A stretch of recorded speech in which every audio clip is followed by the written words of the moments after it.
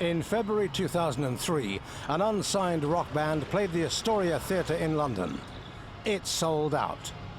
They were The Darkness. Tonight, they return to the Astoria in front of a specially invited audience to relive the moment when the world's eyes were open to The Darkness.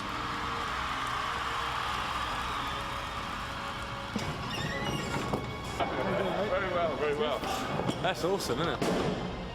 In the 10 months since that gig, Justin Hawkins, his brother Dan, and longtime friends Ed Graham and Frankie Poulin have sold over 1 million copies of their #1 album, Permission to Land, uniting the public and dividing the critics. All the charts are filled with pop, and then they come along, they just show you what rock's made of. They're just wicked, absolutely wicked. Entertainers to the core. It's guitar solos again. I haven't heard guitar solos in about 10 years, and you know. Half the people think it's just all one big joke, taking like Mickey take the 80s. The other half think, hang on, this is actually, if this was released in the 80s, it would be world class. Fantastic. Lively music, it's just great. Yeah, I second that. It's really good.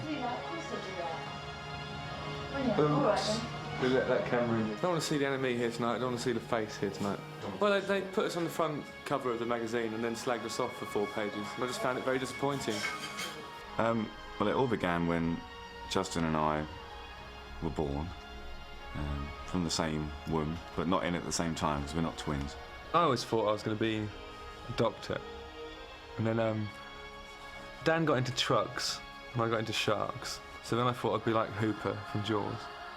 And then like, if my eyesight wasn't as bad as it is, then I would be a helicopter pilot. So it was never actually a career path, it's just something I always did anyway, you know. And then just sort of drifted into it, I suppose. Because before that, I could have done, you know, I would have turned my hand to anything to make a crust, sort of thing. It's just this one is really, I found catharsis in it at last, you know. It's back.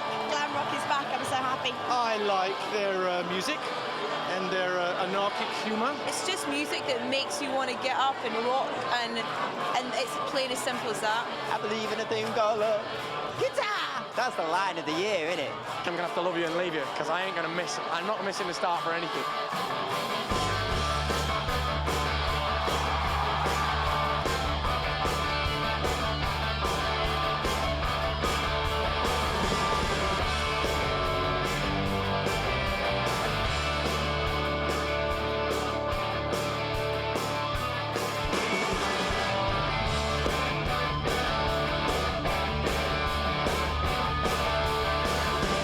The only plan we had right at the start was let's just play on Fridays and Saturday nights, because this band has always been about just having as much fun as we can and doing exactly what we want.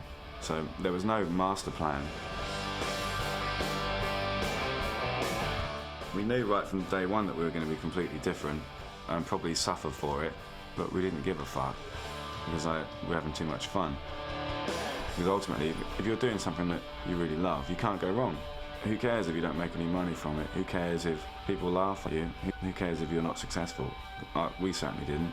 We never got the green light in the first place to go ahead with what we've done. We've just done it ourselves and we just steamed in like about rock snowplow and just got on with it.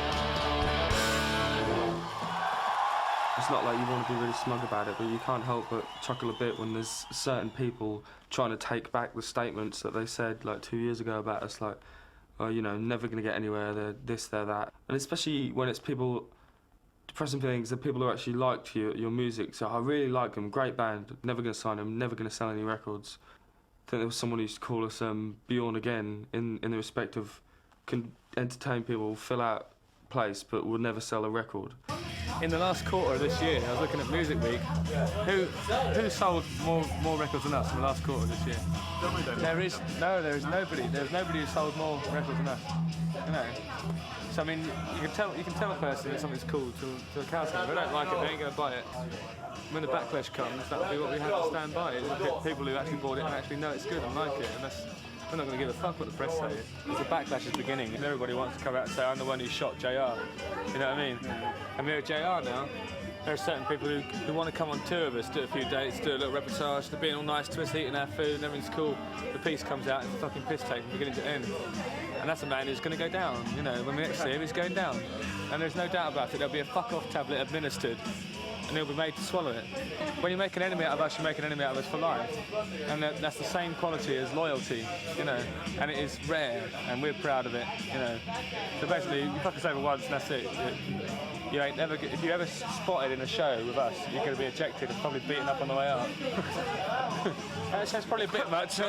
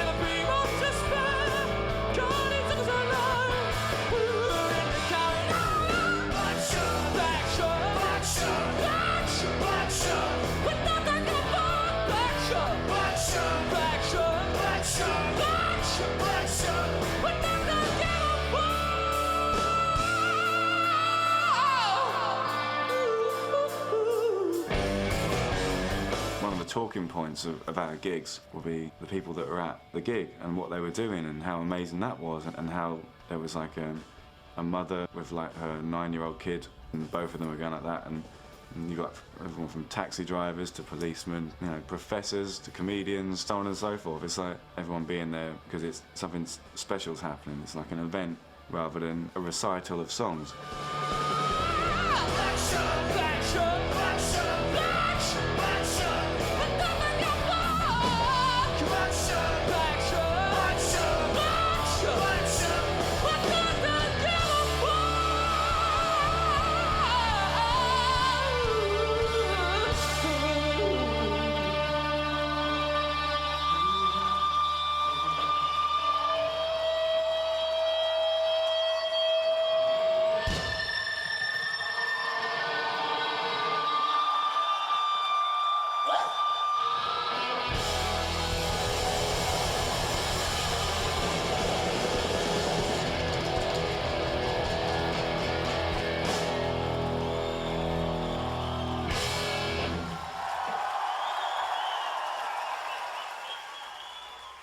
Dan was one of East Anglia's youngest soothsayers.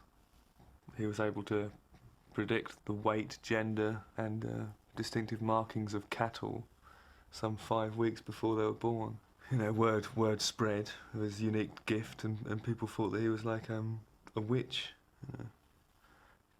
To which my parents replied, "That's utter rubbish."